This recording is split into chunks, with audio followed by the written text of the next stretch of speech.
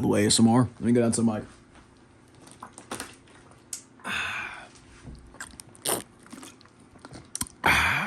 That was probably stupid. What is up, everybody? As you guys can see, we got a new background because I'm introducing a brand new segment to my channel. It is called Popcorn Time.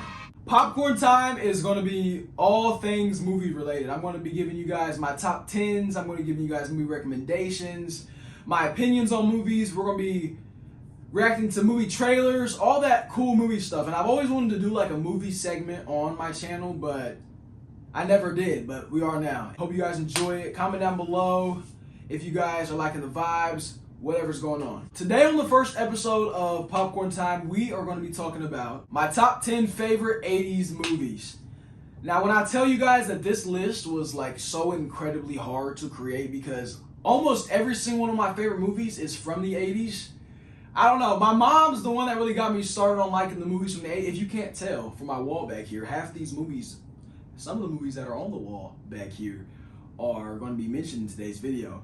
But my mom's really the one that got me started on like the whole 80s movies kick. I just like the older vibes of movies. I don't know. It's just something about them. But today I'm going to be telling you guys my top 10 favorite movies from the 80s. And we are going to start at number 1. Even though every single movie on this list are one of my favorite 80s movies of all time, I do like some of them better than the others. So I kind of have like a top 5, but the other 5 after the top 5 are just as valid. So let's get into today's video. Starting off the list at number 1 is my all-time favorite movie of all time. Number 1 on this list is Little Monsters from 1989. It stars Fred Savage and Howie Mandel. Fred Savage plays Brian and Howie Mandel plays Maurice. This movie is about a kid named Brian who discovers a world of monsters under his bed.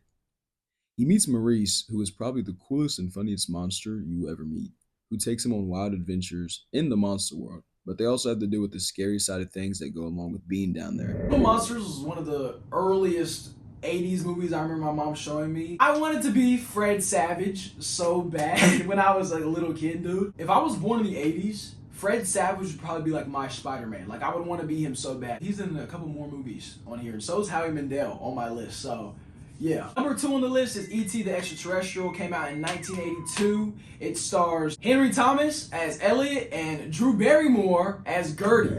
In this classic, a young boy named Elliot finds an alien who got stranded on Earth and who ended up in his backyard. He forms a deep bond with the alien, who he ends up naming E.T., and together they try to get him back home while keeping him safe from the government, who's tracking their every move. And then my love for E.T., I love this movie so much that I have 4 Funko Pops, I have this shirt, and then I have 2 cups. Let me go get those cups real quick, actually. I got this cup and this cup. And honestly, low-key, you can't tell me that me and E.T. do not look alike. I don't know if it's just because we're both brown or we both just have big-ass foreheads. You can't tell me. It's uncanny.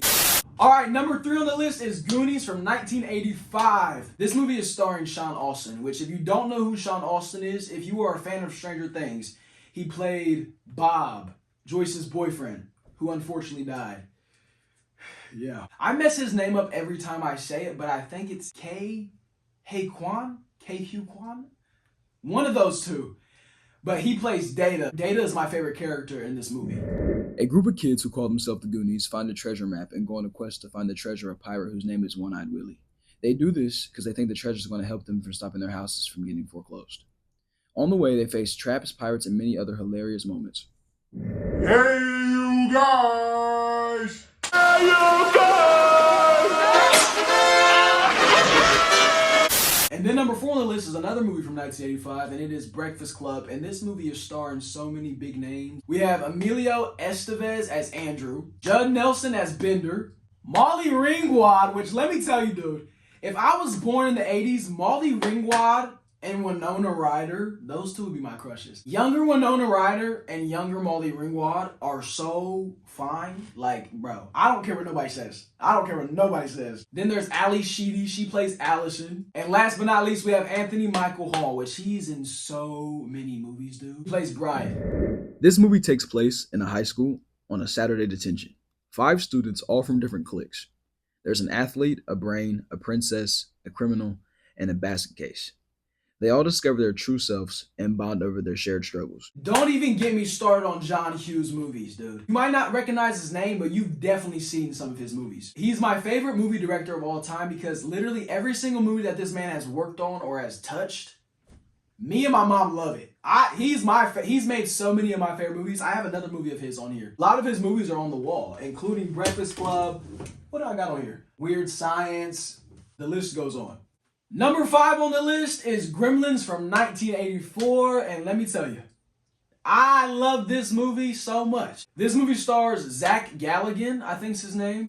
He plays Billy. Then there's Phoebe Kate, who plays Kate. And then we have Howie Mandel, who is the voice of Gizmo. And Gizmo doesn't really talk, he just makes noises. But I just think it's really cool that my number 1 favorite movie has Howie Mandel in it, and then my number 5, in my top 5 favorite movies from the 80s, also has Howie Mandel in it. So a young man receives an early Christmas present from his parents. It's a creature that he's never heard of before.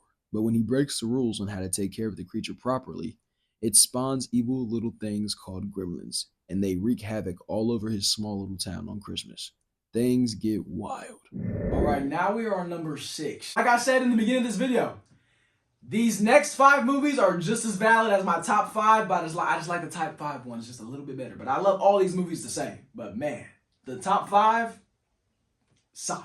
Number 6 on the list is Harry and the Hendersons, which this one is probably not as well known as some of the other ones I've said, but this one came out in 1987. And this movie stars John Lithgow or Lithgow. I don't know how to pronounce his name. And if that name doesn't sound familiar to you, if you've watched the movie Daddy's Home 2, he plays Will Ferrell's character's dad in that movie. Dad, believe it's a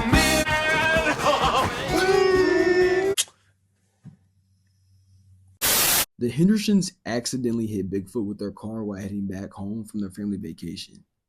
They don't know what to do at first, but they ultimately end up deciding to bring him back to their house. They try to hide him the best they can from the neighbors, but the neighbors know that there's something fishy going on. There's also a man who has been hunting and researching Bigfoot for years who is onto them and knows that something is up.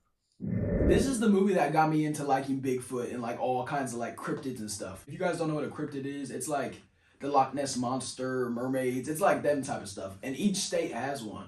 I don't know which one's from Ohio. I think it's the goat dude or something like that. I'm not sure, but yeah. Number 7 on the list is Beetlejuice from 1988, starring Michael Keaton, who plays Beetlejuice, and Winona Ryder, who plays Lydia. After dying in a car accident, a couple who are now ghosts try to scare away the new family that has moved into their house. But it doesn't work. They summon the mischievous spirit of Beetlejuice. He causes a lot of chaos and a lot of hilarious things happen while he is in control. When I found out that Beetlejuice 2 was coming out, dude, I was so hyped. Me and my mom bought shirts. We went to the movie theaters to go watch this. And let me just say this. I was expecting so much more from that movie. Don't get me wrong. The movie was good. It brought back some of the old characters. It had Jenna Ortega in it. Would I watch it again? Probably not. But was it good? Yeah. That is just so wrong. All right, number 8 is Ferris Bueller's Day Off from 1986. This is another one of John Hughes' movies. Ferris Bueller is a high school kid who fakes being sick to skip school. He takes his best friend and girlfriend out on an epic day in Chicago. It's filled with adventures, pranks, and a ton of unforgettable moments. There's one quote from this movie that I quote all the time. It was actually my caption on my graduation post, and honestly, I'm not going to do any justice of me saying it, so I'm just going to play the clip. Life moves pretty fast. You don't stop and look around once in a while, you could miss it. If you haven't watched any of these movies, I highly recommend you guys watch them, but Ferris Bueller is definitely one of them you have to watch. I feel like everybody should watch that movie. It's so good. All right, number 9 on the list is The Wizard from 1989. This movie is also starring Fred Savage. A young boy named Jimmy, who is a gaming prodigy but rarely speaks, goes on a road trip with his older brother and their newfound friend so that he can compete in a video game championship. But the thing is, the older brother did not tell the parents that he decided to do this. And there is definitely a deeper meaning to this movie than what meets the eye. This is not just a movie about a little kid that likes to play video games. This little kid has a goal in mind. Out of every movie on this list, I would probably say The Wizard's probably the most uncommon, heard one. But I have a poster of this movie in my room, and it's a vintage poster. You guys know when you go to the movie theater and outside the movie theater they have posters? I have one of those movie posters in my room, which was supposedly out there as one of them. I got it off eBay, so I don't know if that's true, but it looks legit.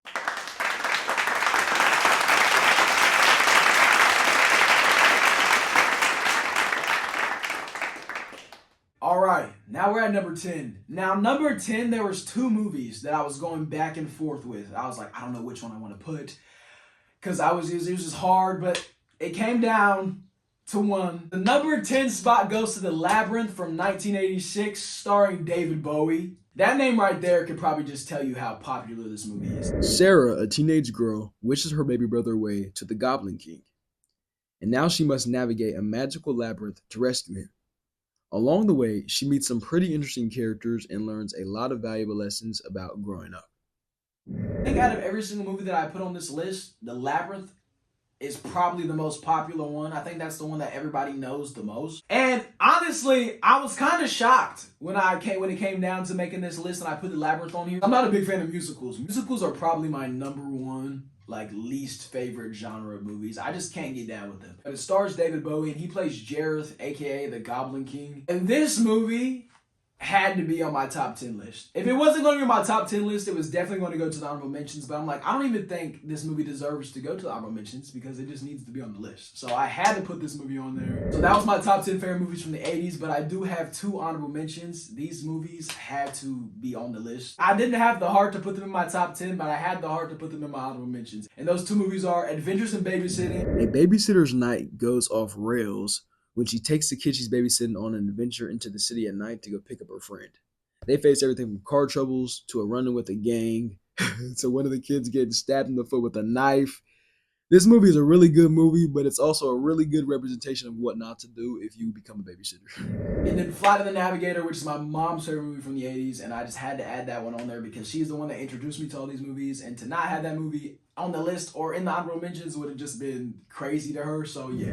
A boy named David, who was abducted by alien spacecrafts, returns 8 years later to Earth, not having aged at all.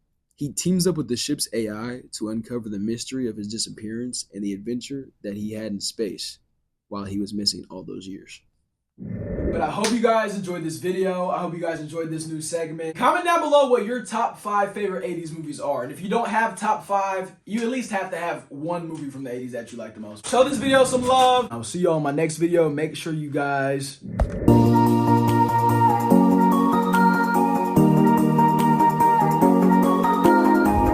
Because I am a real genius.